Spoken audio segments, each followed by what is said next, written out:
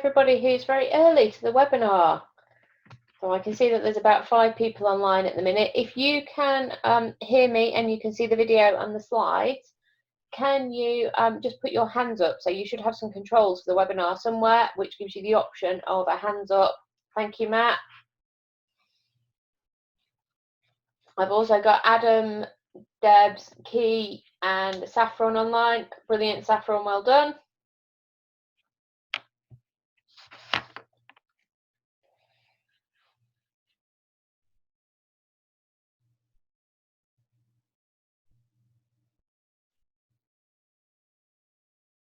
So during the webinar tonight, just to let you know, an awful lot of this is going to be me presenting information and sharing information with you. And then tomorrow evening at 6 o'clock, we've got a webinar that will be much more interactive for people who've been through this webinar either last week or this week. So where we've got a base level of information and then we can share a bit further from there. If you want to ask questions as we go through today or send messages, feel free to write in the Q&A box, which again, you should see near where you put your hands up. There should be something that enables you to do Q&A, and also to write in the chat box, which I believe will be there as well if you want to. So we're going to give it 10 minutes or so for everybody else who is due to join us to get online. So feel free to go and make a cup of tea, cup of coffee, etc. and come back and join us in between 5 and 10 minutes.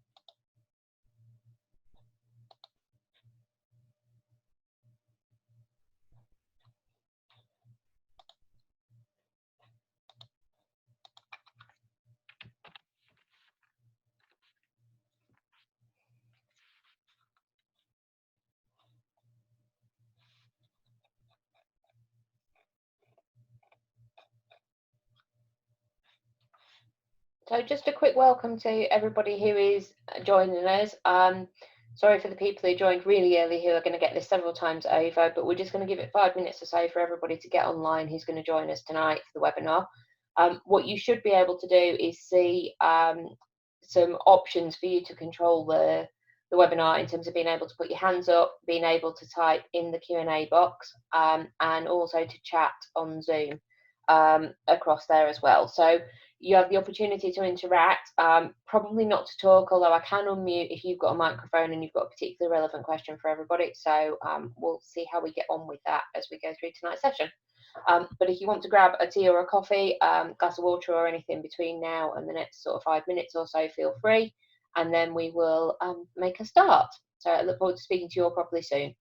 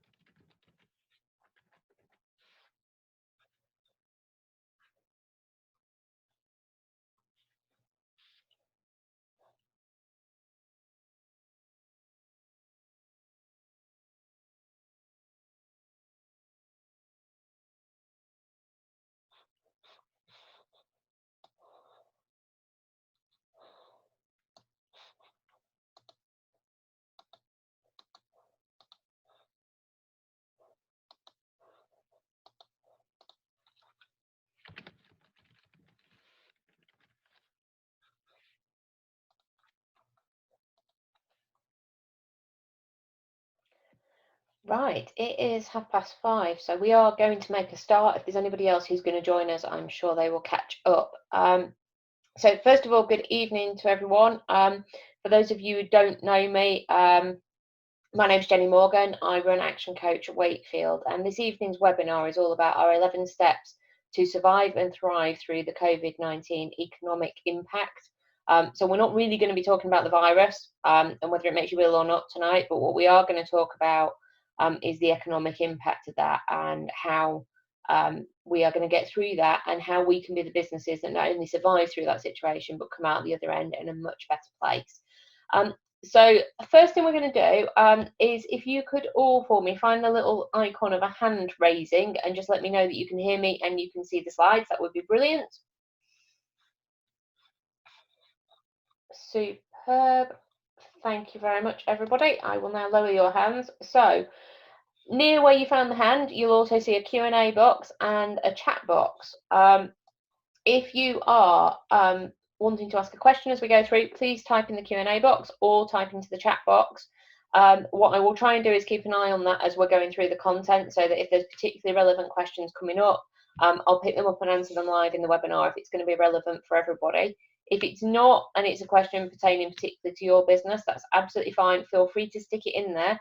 If I don't answer it on the webinar, give me a call at the end and I will work through it with you.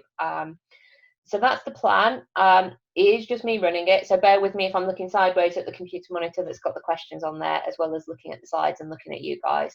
So we're going to start with a poll. So I would really appreciate you answering this question for me. Okay, so you just need to click on the box. But is demand for your business's services or products stable, increasing, or decreasing?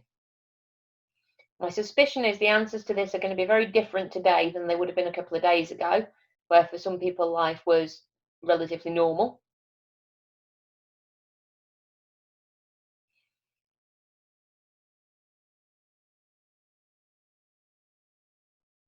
Okay, so we're just waiting for a couple more answers to come in. Okay, so really interesting. So in terms of the split on that, just so that everybody knows, we had 60% of people saying it's decreasing, 33%, so a third of people saying it's absolutely stable, so life's carrying on as normal in their world, and 7% where it's increasing. So I'm fascinated to know who that was. So if you can stick a message in the Q&A box for me, if you put increasing, let me know who you are. We might talk to you a bit later on and see if you've got any advice for anybody else. So thank you so much for sharing that with me, everybody. What I will do now is move on with the presentation. So in terms of what we are going to run through today, we are going to do a little bit around mindset. So what I want to make sure we do is that we all enter this with a positive mindset, and we work as hard as we can on the things we can do, rather than worrying about the things that are outside of our control. We're then going to head into our 11 steps that you need to take now, and then we'll finish up with some information on the support that's available, both from the government and other locations over the coming weeks, so that we can make sure you're in the strongest place possible to take your business going forward. Okay, so let's talk a bit about mindset. So this first thing is really interesting. So, sorry, I'm just listening. So, right, our accountant's the person whose business is increasing. That's really interesting. Okay, fabulous. I'm going to talk to her afterwards and find out what she's doing. Okay, so in terms of mindset, what we want to think about is what situation are we in? So as human beings, we have these 3 reactions we can take to things that happen to us. So if you imagine walking down a dark street late at night, and a big gang of blokes start heading the other way, they're all bigger than you, they're all heading towards you, what do? Are you the person that stays to fight? Do you run away? Or do you freeze and hope that they don't see you and they don't notice you there? Okay, I'm really intrigued by what the answer is, by the way, so you can type it in the chat box. But our natural reaction is generally to do one of those 3 things. So either we're going to stay and fight, we're going to run away, or we're going to freeze and get stuck, which is generally when we're panicking or we're overwhelmed by a scenario. And that same scenario of what happens if you're in that street at night and the big blokes all come and attack you. Thank you, Tony, but it depends on how big they are. Very, in this scenario. Okay, but that same reaction of fight, flight, or freeze is likely to be what happens to us in a business scenario as well. Okay, so what we want to do is think about the impact of that, and actually which mindset is going to be most helpful to us at this stage. And if you think about what's going on and the rate of pace of change of what's happening at the minute and is happening to all of our businesses, actually where we probably want to be is fighting. Okay, so if you think about it, if you sit there and freeze, so you're in the alley at night and you're just hiding in the doorway, freezing, hoping that they don't notice you there, well, unfortunately for us, coronavirus and the situation with having to stay at home and everything else is happening. Okay, if we just freeze, we're not doing anything. We're probably overwhelmed, we're probably panicking about what's going on and procrastinating and not making any of the decisions that are going to move us forward. Okay, so that's really not a very helpful option. If your option is to flight, so you're going to run away, well, where are we going to go? Because unless you're a millionaire and you don't care about your business, the likelihood is we need the business, okay? And we need it to be successful and to come through the other end of this situation in a successful place. So what we really want to do is fight back, okay? And we want to fight back in the most structured way possible that we can do. So we want to move from thinking about being in a panic about things and not really in control to how do we get in control and get a plan together. And that's really important, because this curve, the demise curve, is what happens to businesses if they're going to fail. Okay, so they're in a situation where everything's going fine, and then they get in trouble, but they're not aware. Now, if they become aware and we get in control and we do something about it, we can turn that around. Okay, if we've lost control but we get aware of it and we do something about it, we can turn it around. Okay, but otherwise we're going to keep following down this curve if we're not careful. And if we're in flight or freeze mode, the chances are we're not going to do anything about it, and we're not going to drive that turnaround. Okay, so actually picking up the fight is really, really important.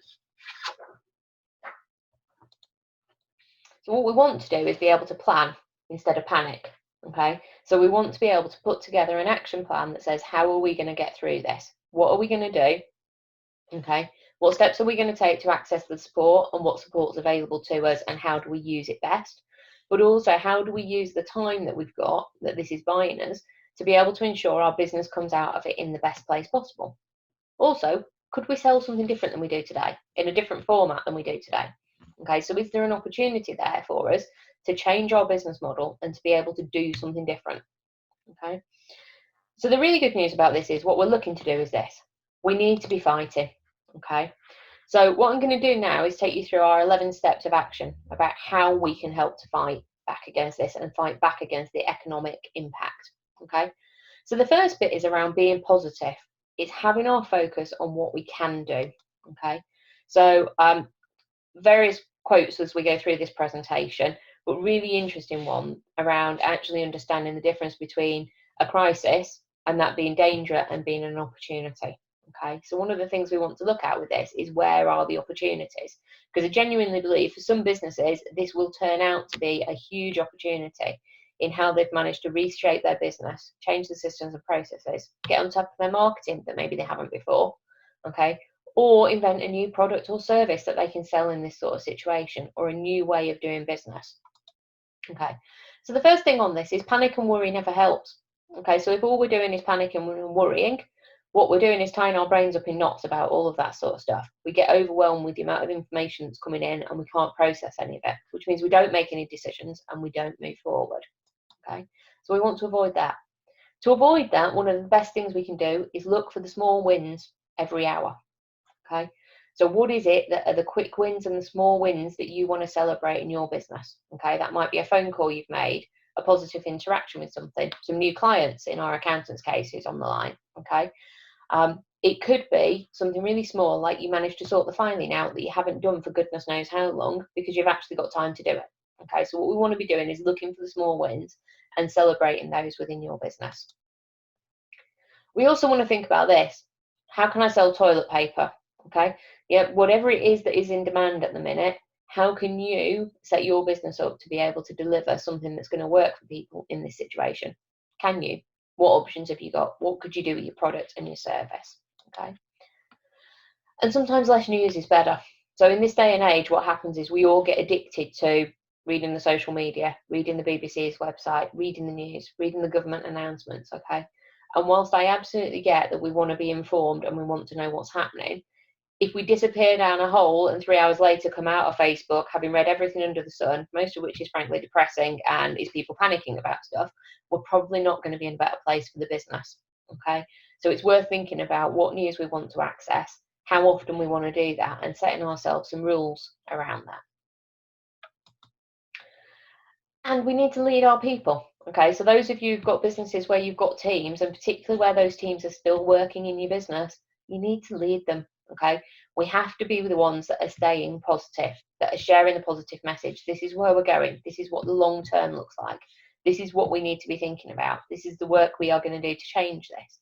And if you're in a situation where you've got a team but you've furloughed your staff, that's absolutely fine. It might be the right decision and the right thing for you to do in your business at this stage.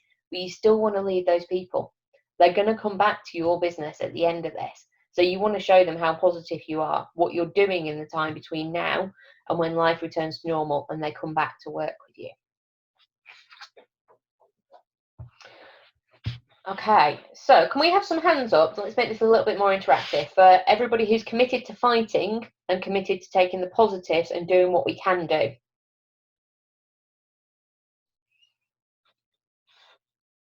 Superb. Brilliant. All righty. And probably a good sign about why you're all here tonight, yeah, that you're here listening to what we can do and how we can make a difference. Well, that's brilliant because the majority of the people on this call are sitting there saying, yep, we're absolutely going to focus on the positives and deliver what we can do. Okay. So we're going to move on and talk about step 2 of our 11 steps. Okay. The next biggest thing we can do is communicate. Okay. So what happens when there's a crisis going on and when everything's uncertain is people worry. Okay. And the more they worry, the more they don't do any work and the more they don't take any action. So if you've still got your team in, actually we want to be thinking about making sure we're communicating with them. They understand what's going on. They know what the plan is. Okay. It links to the leadership point on the last slide. But we absolutely want to make sure that we're building the relationships with people. Okay. And that includes our teams, as I've said, but also includes our customers. Okay, so one of the things we want to be doing is proactively communicating with our customers. That might be about businesses going on as normal. This is what we are doing. This is how we are working from home in order to support you. Or if you can't, and the nature of your product is that you can't actually service the clients during this, that's okay, but you need to tell them that. Let's communicate with them. Let's help them understand what's going on in your world and for you to understand what's happening in their world and how you can help them. Okay. And some of this is just about being real and human and nice to people. Okay. So some of it might be about how can you help some of your customers with something. Might not be about them paying for it at this stage. Okay. But how can you help and support them so that they come out of this in a better place as well as you? And what goes around will come around with that sort of work. Okay. But we need to be communicating to our customers. We also need to be communicating to our suppliers and stakeholders. Okay. So what do we need from them? How can we help them, but also how can they help us? So you might want to talk to some of your suppliers about payment terms or about the volumes they're due to deliver, or you might need to adjust how frequently they do it. So for example, I've got a client who's a dentist, so they're pretty much closed at the minute. They've reduced the amount of times they have their waste collected because they have to have clinical waste collection. They don't need as much at the minute, so they've had to speak to the suppliers about doing that. Okay, an awful lot of suppliers are helping people out at the minute. If they're big enough companies to be able to help, then they will do their best to help you. Everybody is trying to get through this together. But the only way they're going to know what you need and be able to offer you anything is if you go and talk to them. Okay. Alongside that, you've got your stakeholders. So that might be the banks. If you've got bank loans, okay, it may be other people who've invested your company. Keep in touch with them and communicate and make sure we've got the relationship that they know what's going on and the positive actions you're taking. And finally, it's about your networks and your community. Okay, so everybody that you work with, that you talk to. If you use social media, how can you communicate on there to make sure you're supporting other people and building those relationships that will help us when we get forward and we get through this? Okay, so we want to make sure communication is a real focus of everything that we're doing at this stage. So just a few facts to throw in here. Business is really interesting. We go around in cycles, okay? So we progress through from summer, or what we might consider to be a boom time when business is going well. And then we'll go through autumn where things decline and winter where it's really terrible. But we always hit spring again, okay? And typically this is a 7 to 10 year cycle that we're working on with businesses in the Western world, okay? So what we know is where we are now is probably autumn heading into winter, possibly even winter at this stage with the news that we had yesterday about everybody staying in, okay? The important thing is spring is going to follow that. It always does, okay? So the length and depth of the trough that represents winter on this chart depends on what's going on in the cycle and is going to depend how quickly we get through the coronavirus situation. But ultimately, it's going to be followed by spring. And what we're going to see in spring is there will be investment into things. People will want to spend money. People will want to change stuff. Okay. And if we're on the front foot and we've got our business to the best possible place it can be between now and when that happens, we're going to take better advantage of that than our competitors. And we're going to be able to take advantage of spring and head into summer to get the benefits. Okay, so that means looking at our systems and processes, looking at how we do what we do in order to improve things. So in the same way that if you were looking at a crop, in autumn you might harvest it and heading into winter you might be pruning. whatever crop it is that you're growing, ready for it to branch out again in spring, okay, and for us to get the best possible crop next year. So sometimes we have to cut things down in order for them to grow back. And for some businesses, this will give us an opportunity to look at our systems and processes and how we can do things differently. So we come out in spring as a much more efficient, better structured business, okay? And if we're doing that and investing that time and effort into that now, then we're going to come out ahead of the competition. So what's all that about? Well, it's definitely about the fact that we're going to need to change, okay? So life in general is going to change a lot in the UK. The next 3 weeks, we're pretty much all stuck in the house unless we've got an excuse to get out due to the nature of our jobs, okay? But what we need to be thinking about is what needs to change in the business, how we are going to define our plan to be able to do that, and what we're going to deliver, okay? So we want to be on the positive and the front foot with getting ahead, okay? We want to be the people leading the change. So within our business, that might mean with our teams, we need to lead the change, but it could be in our market sector that we want to lead, okay? But we need to be the leaders out there. We want to be the people who are positive and proactive, that are talking on social media, if we're going on there, about what we can do that is positive, about the changes we are making, okay? It's also possible that we're going to see changes in the way people work long term after this. Depending on how long it takes us to get through this and out the other side, it may well be that some people say, I don't need an office anymore. I've got this working from home thing sussed. We want to work in a different way. Maybe we don't need to travel to as many meetings as we've done historically. Okay, it'll be really interesting to see what changes come out of this. But the important thing for us is that we build a plan to achieve those and that we act on that plan. Okay. This next line down that looks like a formula is our formula for change. So some of this will have seen it, some of you will have seen this before, okay? But what we're talking about with this is usually when we want to make a change, there's a level of resistance to that change, whether it's internal to us or it's from other people within the business, okay? But there's usually resistance to it. And in order to overcome the resistance, we need 3 things to be happening. We need the level of dissatisfaction with the current scenario to be high enough, okay? That multiplies by the vision about how it's going to be better going forward. Okay, so we need those 2 things to be high, a high level of dissatisfaction, a brilliant view of the future, and we need to know what the first steps are, the F in this equation, in order to move forward. Okay, and all of that together has to overcome the level of resistance, otherwise we won't make the change. Okay, and what's really interesting in the current scenario is actually we need to make sure we're on the front foot about that. Okay, so we need to be thinking about, well, what are we dissatisfied about and what is our vision for the future? Where do we want to come out of this scenario? Because if we're not thinking about that and all we deal with is what's happening tomorrow, we're not going to come out in a better place. Okay, so that means we're going to be thinking about things like products, services, pricing, delivery, staffing, what roles do we need in our business in the longer term? Okay, potentially we're even looking at the whole business. Some businesses will totally change their business model from this. Okay, they'll find a new way of doing things that works better, that's more effective, or they'll launch a new product that takes over from an existing product or runs alongside it. Okay, so there's lots and lots of opportunity out there. But what we need to do is define our plan and then look at how we're going to do it and then get the actions in place. Okay, and sometimes we have to break things to make them work. And if we're talking about how we break it, then we need to know what the plan is to put it back together in a different way afterwards. Okay, so the sorts of things that we'll need to be looking at, depending on your business, is what can we do that's online or deliveries. So this is a really local example for those of you that are near me in Wakefield and the Leeds area, but Agra, one of our local Indian restaurant chains, is not just offering to do takeaway food, which most of the restaurant businesses around us are doing, but actually they're offering their entire menu as chilled ready meals to cook at home with a 20% discount to get people to do it.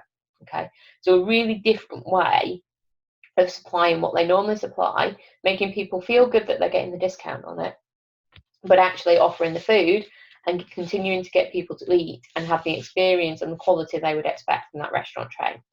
Okay, so depending on what your product and service is, we might need to look at delivery or online or phone service. We need to understand what the staff are going to do. Okay, so for some people that'll be they're going home and they're going to get paid to sit at home through the furlough scheme. For some people, it's going to be let's change their role slightly. What else do they need to do? What do they need to deliver instead of what they normally do because the business needs to look different?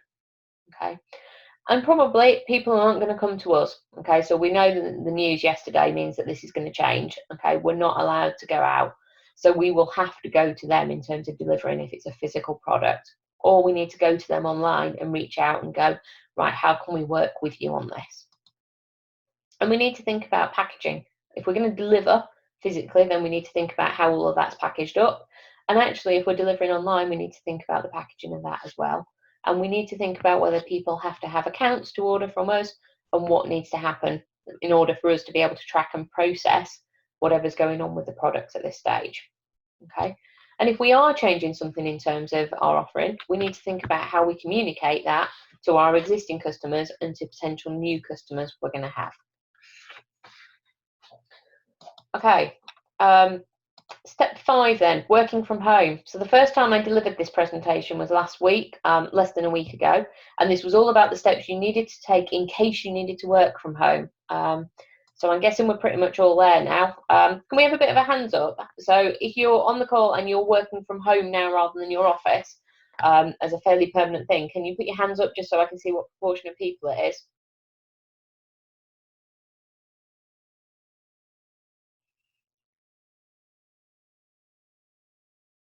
Okay, so roughly speaking, half of the people on the call are already having to work from home all of the time. Okay, that's really interesting. Superb. Okay, so I will run through the stuff on this slide, but we've probably covered a lot of it in getting to the point where the people who are working from home are working from home. And my assumption is that if you're not working from home, that's because of the nature of your role and what you do that says you need to be on your business premises or on a client site to be able to do it. If there's anything else going on that means you're not working from home, then if you want to stick it in the chat box or the Q&A box for me, it'd be really interesting and we might pull some of you into conversation.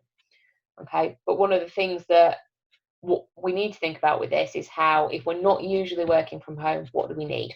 Okay, so that could be the technology needs. It could be about how we do meetings and reporting. So if you've got a team of people who are still working, how are you going to meet? Are you going to have a Zoom meeting where you can all talk together? How often do you need to do that? How do you want the reporting so that you know what's going on with people? Okay. How are we going to deliver our customer service? So if everybody's at home, how do we deliver the level of customer service our customers expect from us in a different format? And we need to think about practical things like banking and mail. So banking is probably not too important nowadays. We probably don't get that many checks into our business, but if you do, then we probably need to be thinking about how we're going to deal with those. And certainly we need to be thinking about what happens with the mail. Okay, if people are writing to us at our business premises, how are we going to collect that and what are we going to do with it? Okay, and then we need to think about communication. So from us to our clients, to our stakeholders, to our suppliers and everybody else, what is going to be the best way of staying in touch with everybody through this period? And what happens where people can't work from home? So some of you on the call, the answer was no to the previous question because you've always been based from home. I get that. There'll be other people though where the nature of what they're doing means they can't work from home. Okay. Matt, thank you for the question. So Matt's just put a question in saying one of the reasons he originally stopped working from home was because there was lots of distractions. What steps can you advise to increase productive time at home? So I'll answer that one now because I think it's probably relevant for everybody. If you've got alternative suggestions to this, put them in the chat box. I'll share them with Matt as well. But my thought processes would be a couple of things. If you can in your house find a place where you are going to work, so that might be one end of the dining room table if there's not a lot of space, okay, but find a specific place where you can work. You can get yourself set up with your laptop and everything else you need where you feel comfortable. Then I'd think about how you can create a routine for yourself, okay? So for me, that means getting up at the same time I would have normally got up at, okay? And working the same sorts of hours that I will do. So I think for me, it's structure, routines, it's having a list of things that I need to get done in the day. Okay, so in the same way I would do that at the end of my day today for tomorrow when I'm in the office, that's my practice when I'm at home as well. And if I need to do things that are around the house, my question would be, why do I need to do them during the day when if I was out of the office, they wouldn't happen during the day? So I need to try and put them aside and go, okay, well, I might want to put the washing machine on, but actually I would have done that in the evening if I was at work. So I'm still going to do it in the evening. Okay. So for me, it's all about driving it by routine and having the disciplines and the focus. Tony's made an example. He said he's built a pod in the garage because nobody puts their car in the garage. Fair enough. If that is what's going on for you. So yeah, absolutely, can you create a different space? If you can create a different space that is away from the other people who might be in your house with what's going on, that's probably quite helpful, both so you get the time and space to think and you're not constantly interrupted. But also, if you spend a lot of time on the phone like I do, or talking on webinars, you probably don't want to irritate everybody else in your house by them being able to hear you as well. Yeah, great suggestion coming from John on this. So create a timetable and then share it with the other people in the house and agree it with them. So perhaps certain times of the day when you don't want to be interrupted. Really like that idea. Okay. Yeah, Curtis, meditation music through sound cancelling earphones. Sound cancelling earphones sound amazing if anybody's got kids in the house at the minute that are doing homeschooling, don't they? But yeah, I think whatever you choose to listen to during that absolutely makes sense. And yes, there's definitely a space in this for looking after ourselves and doing things like meditation and taking the time out to focus on ourselves and us being healthy as well. Okay. So I'm going to move on, otherwise we won't get through everything. But if anybody else has got suggestions for Matt, feel free to put them in and we'll pick them up at the end and I'll share them with Matt. Okay. Yeah, and the other thing is we need to plan this working from home from such a way that we make sure we can do it for several weeks, because we know it's likely to be 3 weeks if you're working from home at the minute, and then for months after that if we need to. Okay. So we just don't know how long this is going to be, and we also don't know whether the restrictions are going to be for 3 weeks, then taken away for a bit and then put back in, okay, which is a possible scenario. So whatever we're choosing to set up around working from home for people who are doing it, we probably need to make sure it's something we can flit in and out of over time as well, if needed. Okay, so now we're moving on to the world of finance. Okay, this is going to be top of mind for an awful lot of people, and when we get into the support, it's where a lot of that is sitting. Okay, the first thing we need to do from a financial perspective is understand your cash flow. Okay, for those of you that are in the WhatsApp group that we've created, you'll see that there was a conversation over the weekend about this, and somebody said to me, I don't have any cash flow, there's no money coming in. Okay, I absolutely agree that's going to be the scenario for a lot of people at this stage. However, when we talk cash flow, what we need to think about is we want to know what money is coming in, if any, and what the stuff that is going out is, because what we're needing to do is go through and look at what the difference between those two things is, what we can reduce in terms of our outgoings, what we could stop in terms of the outgoings, but also how much do we need to tide us over? So can the business support that in its own right? Or do we actually need to be saying, right, we're going to need a loan or we're going to need some support from somewhere else to get through this? Okay, so we need to start with building a cash flow. At this sort of time, cash is really important. Okay, so we often talk about cash being king, but it's even more important in this sort of scenario. Okay, some of the support options also need you to demonstrate a cash flow. Okay, so if you are going to go down the route of looking at the coronavirus business interruption support loan, I think I got all the words in the right order then, but if you're going to go down that, they're almost certainly going to want to see some track history of your business and then the cash flow going forward, so why you need the loan and the support. Okay, we'll talk a bit more about the support available in a bit. So once we've got our cash flow and we know what's going on, then the first thing we need to do is look at that and go, what can we cut back? Okay, so we have to put intelligent and flexible cost cutting at the top of this list. Okay, so what we don't want to do is cut everything if we can avoid it. We want to be intelligent and smart about this. So what are the things that we don't actually need in this scenario? Let's get rid of them. Okay, what are the things we need less of in this current situation? Let's reduce those. Okay, what we probably don't want to stop spending on necessarily is the marketing and the future planning and future growth, so whatever activities you need to support that.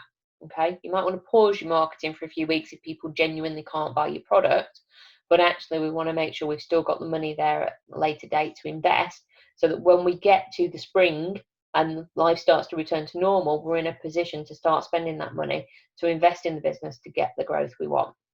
Okay. The other things to think about is renegotiating with some of your suppliers. So we talked about suppliers earlier on.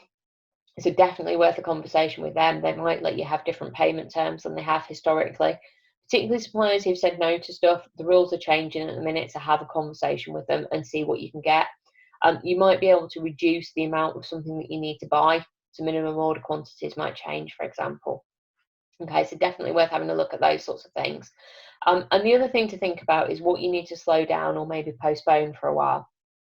So if you are planning a big investment into new IT infrastructure or new machinery, actually is now the right time to do it? Or is it better to wait 3, 4, 5 weeks until things settle down? Okay, you can still have the plan to do it, but let's put it in at the right time when we've got a better understanding about what the future is going to look like for us.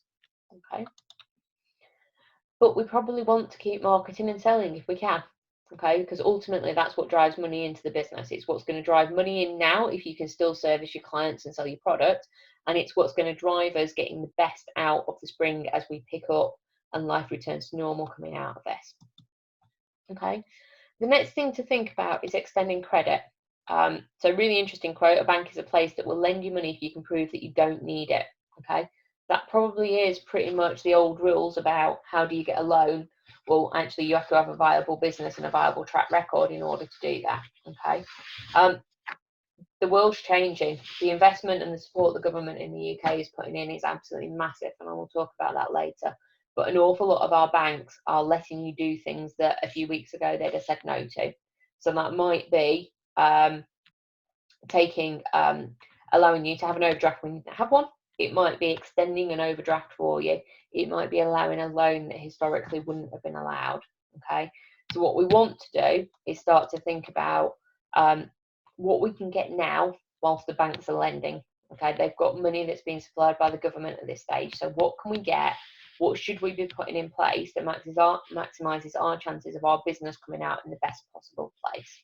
Okay.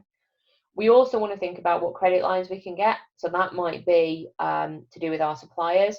It could be to do with getting credit cards if we don't have them already, or we could have an extra one. Okay, so something that is optional. It doesn't necessarily mean we have to use it, but it's there if we get stuck in the business. Okay, we probably want to look at what we want personally as well as in the business. So both from a personal point of view, what is it that you need, but also what could you support credit-wise for your business if that happened. Okay. Refinance if you need to. So I know there's a few people on this call who've looked at that anyway. So that's one option, is looking at refinancing, and we'll talk a bit more about the business interruption loan later on. And we don't know yet whether that's going to be a route to refinancing or just an additional route to money.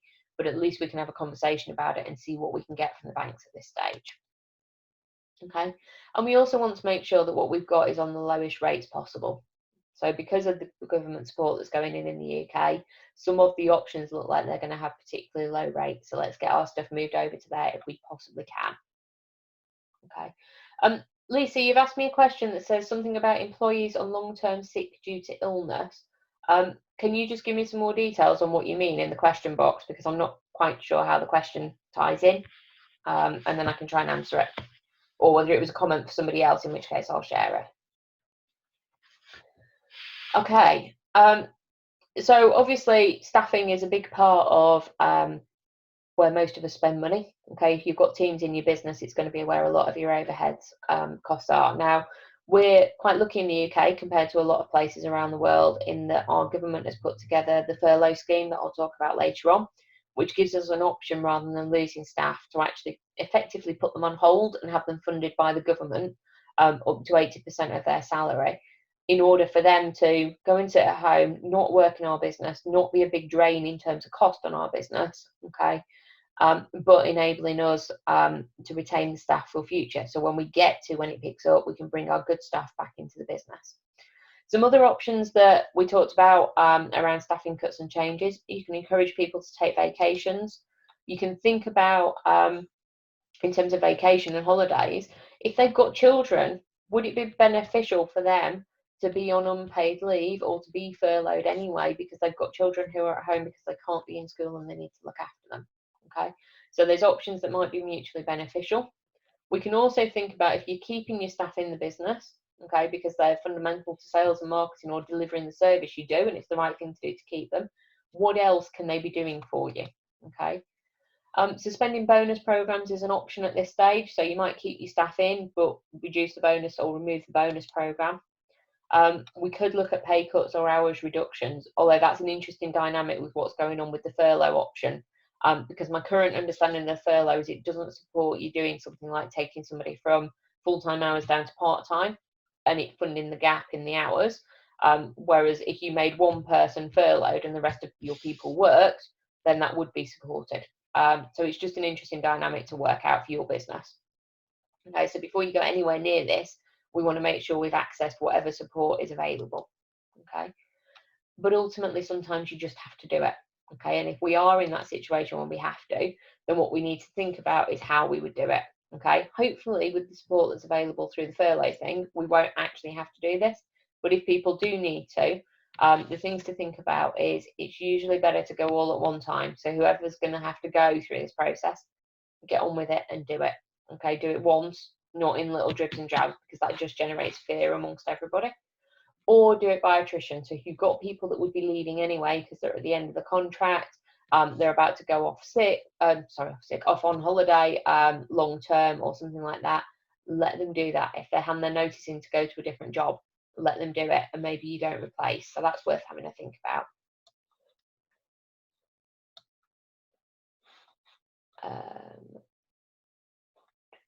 My employee is on long-term sick due to kidney disease. Oh dear.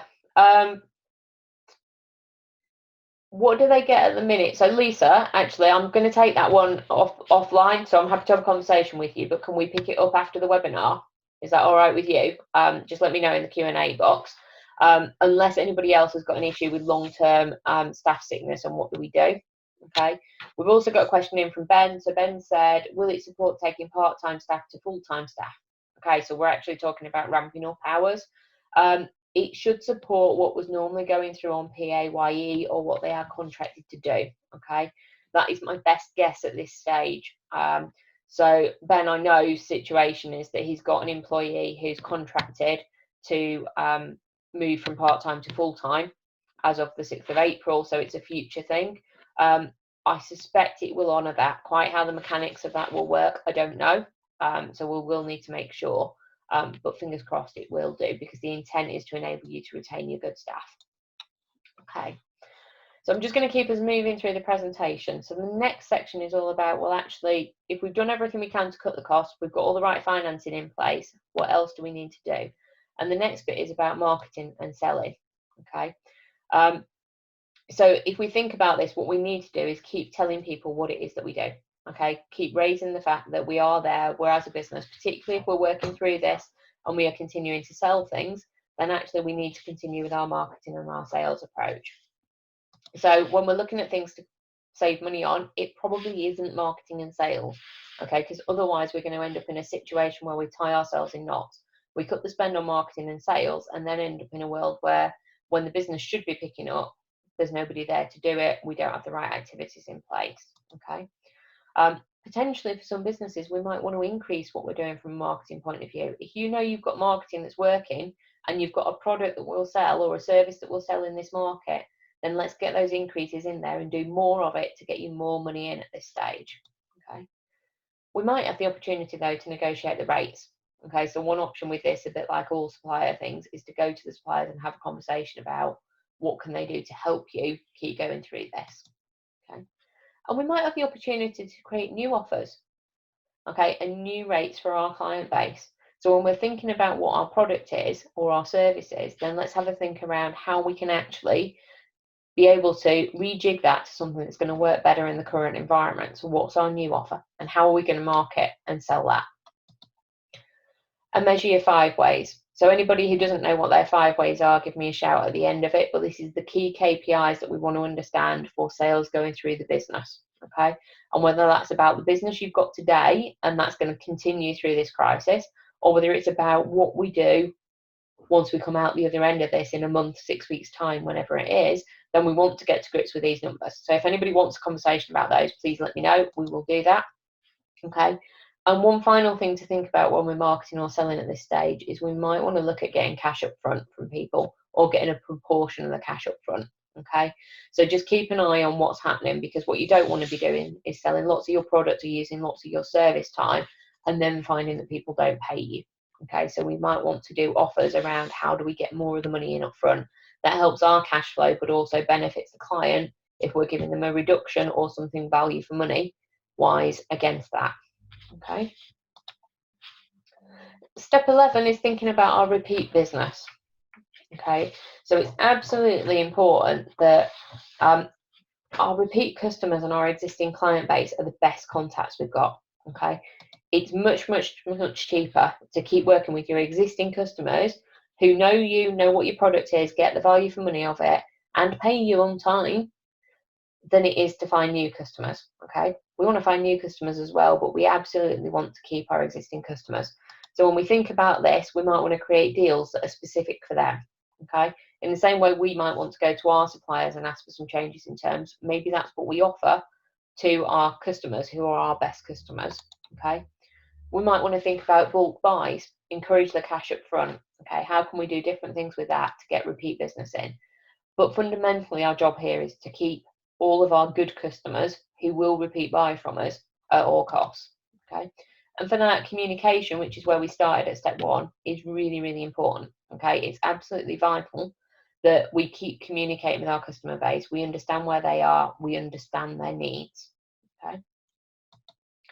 And remember the 80-20 rule. So in most businesses, what we see is 80% of the revenue comes from 20% of the customers. So they're the ones you're going to prioritise from a communications point of view. Who is it really vital that you speak to and that you stay in touch with and you continue to get being a customer with you throughout all of this? Okay, it's probably the people who are your best customers. Okay, and step 12 in an 11-step process, common sense and compassion. So one of the things we really need to remember with this is we are all human beings. Okay, we need to put people first. Okay, that's what's really important in this situation. Okay, the world's changed. There's an awful lot of people that are panicking out there, whether that's about their personal health, whether it's about business, whether it's about their job and what's going to happen tomorrow. Okay, it's a strange situation. None of us have been here before.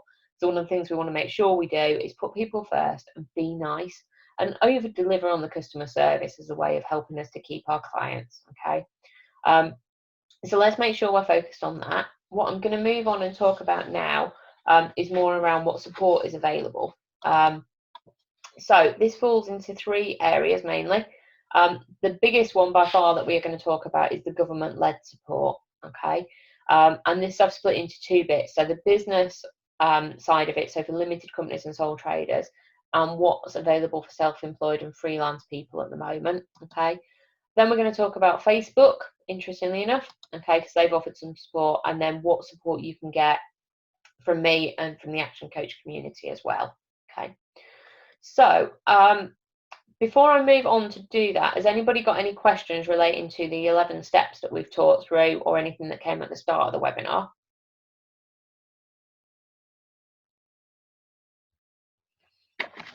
Webinars are really weird because you just get resounding silence when you ask a question. Superb. All right, I'm going to take the fact that nobody's typed anything in as yet to mean that I'm going to carry on. So we'll get into the support. So we'll start with the government-led stuff, and we'll focus first of all on what's there for limited companies and sole traders. I think partnerships are also covered by the vast majority of this. Okay. So the first thing is that the VAT payments, so any VAT payments that were due from the 20th of March through to the 30th of June are going to be deferred automatically. Okay, you do not need to do anything for that. You just stop your direct debit to make sure it doesn't go out of your bank account by accident. Okay, that is the only thing you need to do. What's happening when they're deferring those is that payment will now be due at the end of this financial year. Okay, so you've got quite a long time to get to grips with how to pay it. Okay, the next thing is that they are offering tax holidays, okay, on PAYE and national insurance, and also on corporation tax.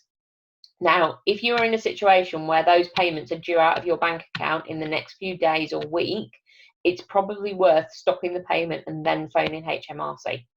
Okay, if it's a bit further away, then I would phone HMRC first and tell them what you're doing.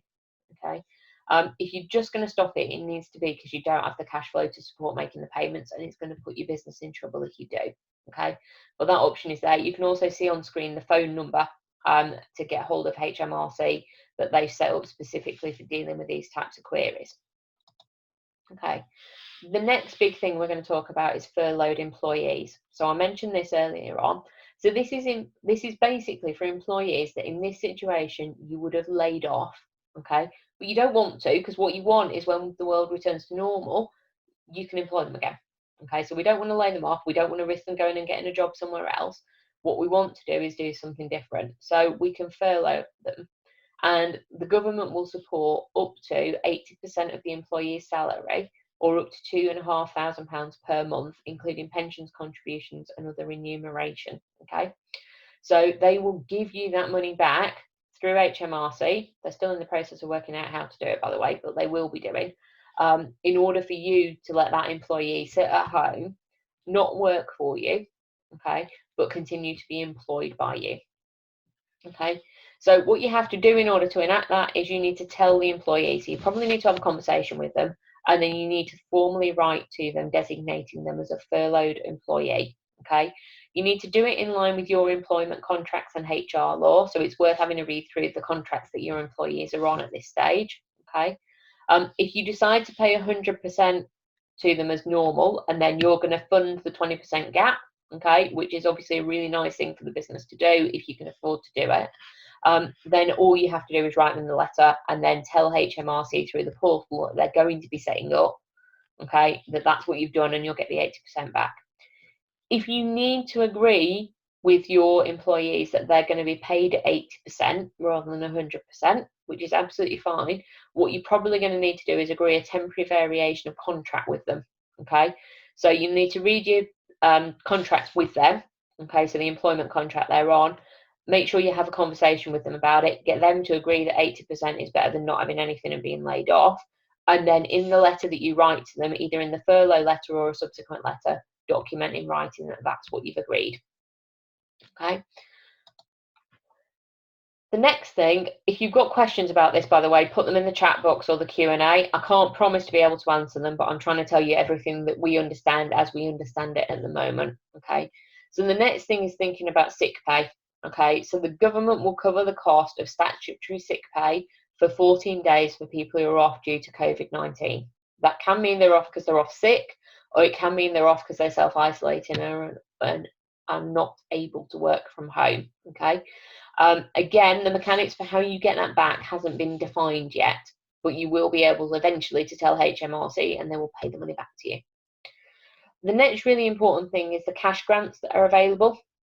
Okay, so the way this is going to work is it is linked to your business rates. Okay, so if you don't either pay business rates or have small business rates relief, then you're not going to be eligible for these cash grants. Okay, so if you pay rates or have small business rates relief, you are eligible for a £10,000 grant through the local council. So whichever council you come under will be administering this. Okay. The steer that we have been given is you do not need to apply to this. They will reach out to you and tell you what you need to do or how they are going to send you the money. Okay. Also, in addition to that, if you fall into the retail, hospitality or leisure sector and you've got business premises, then there are some additional things available. So if your rateable value of that premise is below 15,000, you'll get the same £10,000 grant that everybody else is getting. If the rateable value is below 15,000, sorry, is above 15,000 and below 51,000, then you actually get a £25,000 grant to help you out at this stage. Okay. And businesses in those sectors are also going to get a business rates payment holiday for the entire financial year. Okay, so you won't be paying that as well. Next thing is insurance. So check your insurance policy.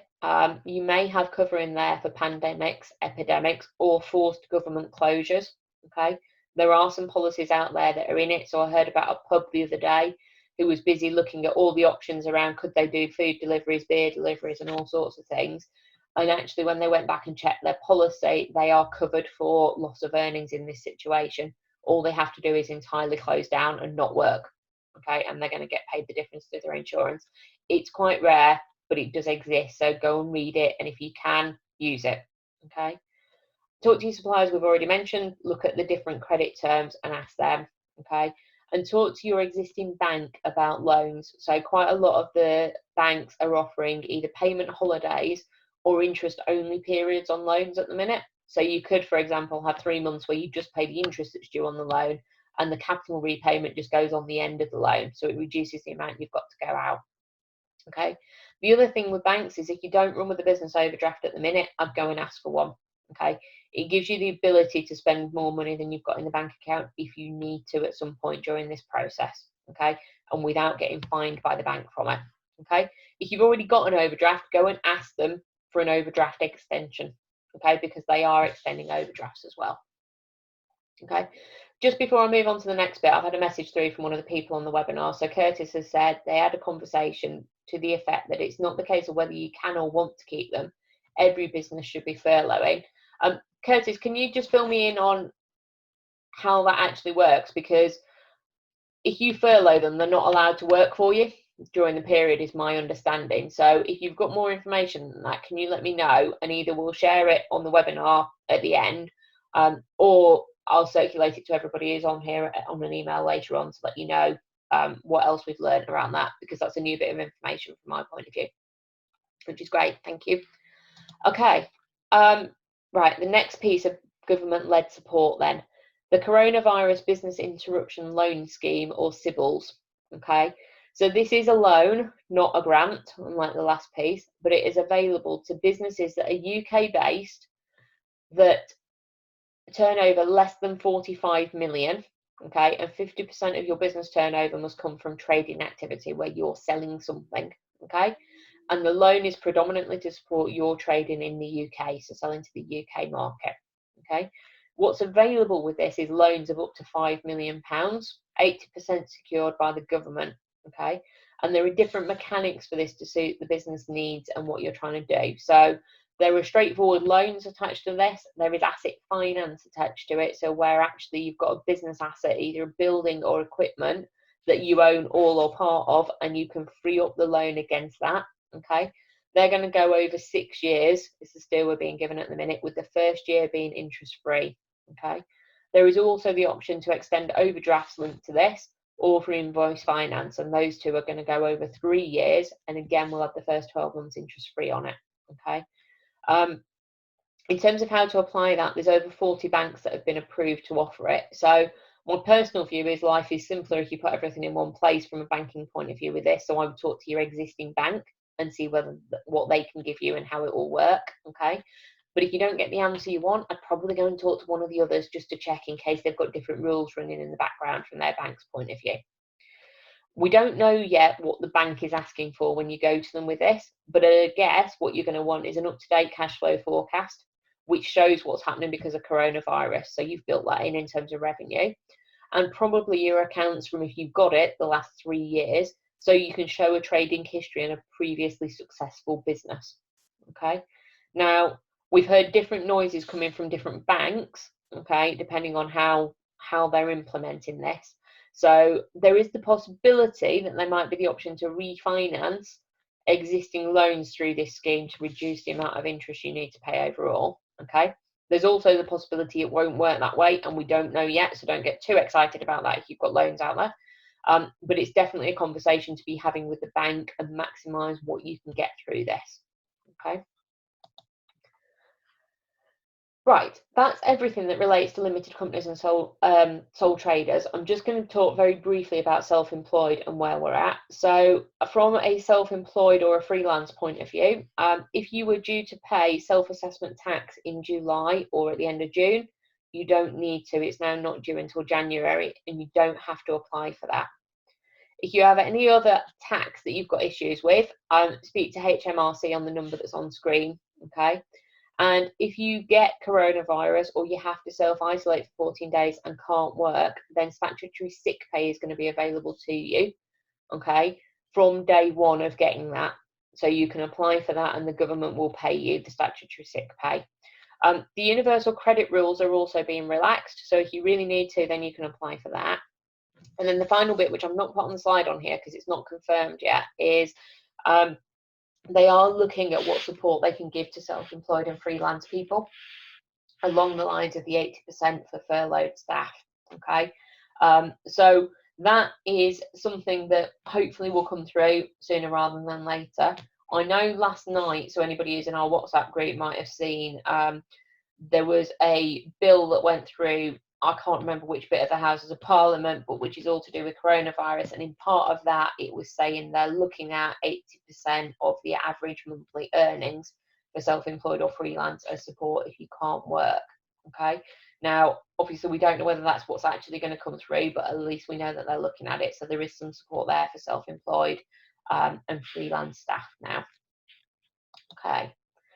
The other thing to think about is your personal finances out of this.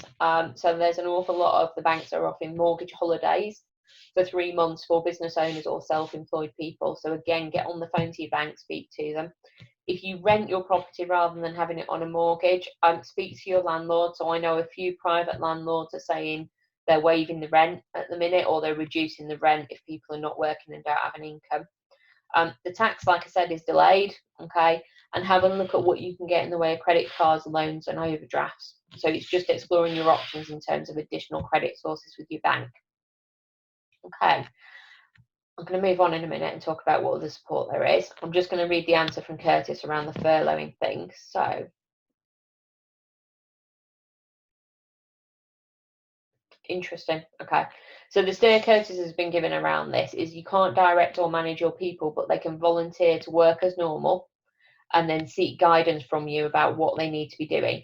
So if you're communicating clearly that you're doing that for the benefit of the business and that the next 6 months are uncertain, they'll be no worse off in continuity of service, cash in their account, etc., then they're likely to support it.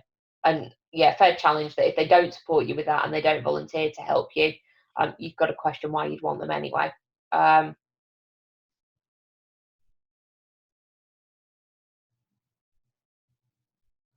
Yeah, so there's examples of this happening already. Curtis, can you just let me know where you got that information from? So what sort of context it's come through? I love it. I'll be implementing it in my business if that's exactly what we can do. So yeah, if you can just let us know where that came from, that would be brilliant. Okay, I'm going to crack on with the rest of the presentation. So the final couple of slides in here, Facebook for Business. So anybody who uses Facebook or could do, last week they announced a $100 million fund available globally to support business boost grants. Okay. There is no more information about this. However, there is a web page where you can sign up to find out more, which I've done. I'm waiting on them sending me some information and I'll share it when I do know. Okay. I suspect that this is likely to be available in the format of Facebook credit so that you can advertise on Facebook later on. But it's still going to be something that is potentially valuable depending on how your business is structured, how you do your marketing, and whether Facebook's useful for you. If it is, I would sign up to it so that you get the information firsthand. If not, it'll be going out in our communications as and when we know more about it. Okay. And then final piece, what are we doing to support? So obviously I said at the start, I run ActionCOACH Wakefield for those of you that don't know me. Anybody who needs it after this call, message me, email me, text me, WhatsApp me. Let me know you want a free coaching session and we'll get you one booked in. Okay. The next thing is on a Wednesday at 6 o'clock in the evening, we are going to run a webinar on sharing best practice and latest news. So what we're trying to do is run this on a Tuesday every single week and then get everybody who's been through this to come to the webinar on Wednesday so we can focus on the positives, what the wins have been, and share the latest news. Okay. So if you would like to join that, let me know. I will get you the link over. Tuesday next week at the same time, I'm going to redo this webinar with the latest up-to-date information. You are welcome to join it then, and or you can invite anybody else you think would benefit from being on here. Okay, so by all means send that out to them. We also have a WhatsApp group we've set up that I've mentioned a couple of times.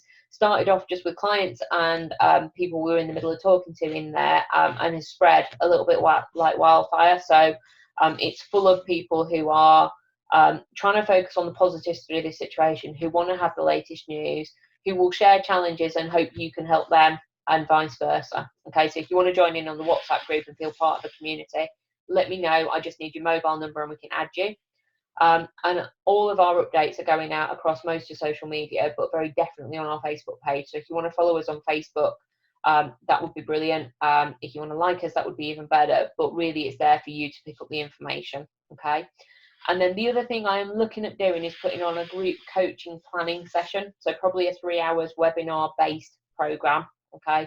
To help people get the plan we've talked about during this in place. So if you're interested in joining up for that, send me a message and let's have a conversation about it and we'll work out how to move forward. So on screen, what you've got is obviously my name, you've got my email address and my phone number. So get in touch with me in whichever way you want to.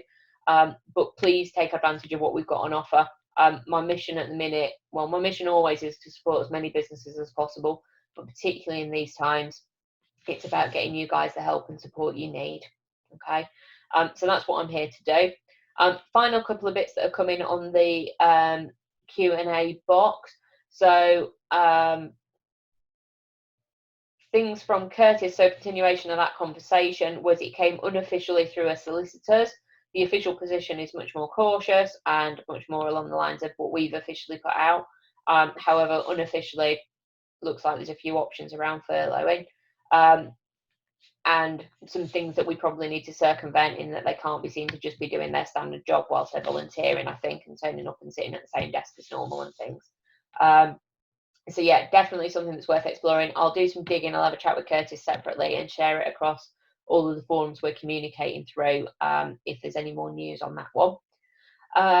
Question from Neil: What are you due for a refund on VAT?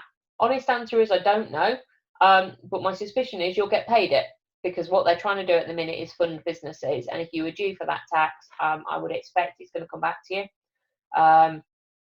Yeah, we've got an agreement there from one of the other people on the call as well, saying they will pay it as normal. So hopefully that's what's going to come through for you. And final question: have any details been published by HMRC about the online portal yet, other than that it's coming? No, I don't know anymore. So it is going to be coming. What they are saying is that if you're in a position to act on furloughing your employees, for example, then do it. I suspect the reason why the business interruption loan scheme has gone live first is that means that everybody who needs to can apply for a loan with 12 months interest free on it, which means you could apply for the loan, get the loan, use that to fund paying the employees the 80% that you're going to furlough them on until you get your money back, at which point, if you wanted to, you could pay back your loan without having incurred any interest on it. So I suspect that's why that's the scheme that's gone live first, and then everything else is going to follow up over the next weeks. I have to say the package of support that's been put in is enormous and probably better than all of us were expecting there to come through. Clearly they need to get the details behind it sorted, and there's a number of questions that all I can say is I'll update you as soon as we know more on that, and about any of the things. Okay. Yeah, and confirmation from the accountant that's online that VAT refunds are being paid as normal, so up to 14 days from receipt from your VAT submission. So Neil, you should absolutely be getting your money back on that one. And I think that is it. Has anybody else got any questions or any chat? I apologise for overrunning slightly. Compared to 6 days ago when I did this webinar, the amount of content on the government support is massive compared to what was there then. So apologies for the slight overrun. If you've got any more questions, stick them in the Q&A box or in the chat box for me now. Otherwise, thank you so much for being here. I hope you've enjoyed it. It's very disconcerting from my point of view that I don't get any feedback as we're going through other than your questions and comments. So yeah, I hope it's added something of value to all of you. Please get in touch with me, send me a message, take advantage of what we're offering and let us support you as much as we can. And hopefully I'll get a conversation with you over the next few days and you can tell me more about what's going on for you and we can get you a good plan in place. Other than that, have a great evening, everybody, and I will see you all soon.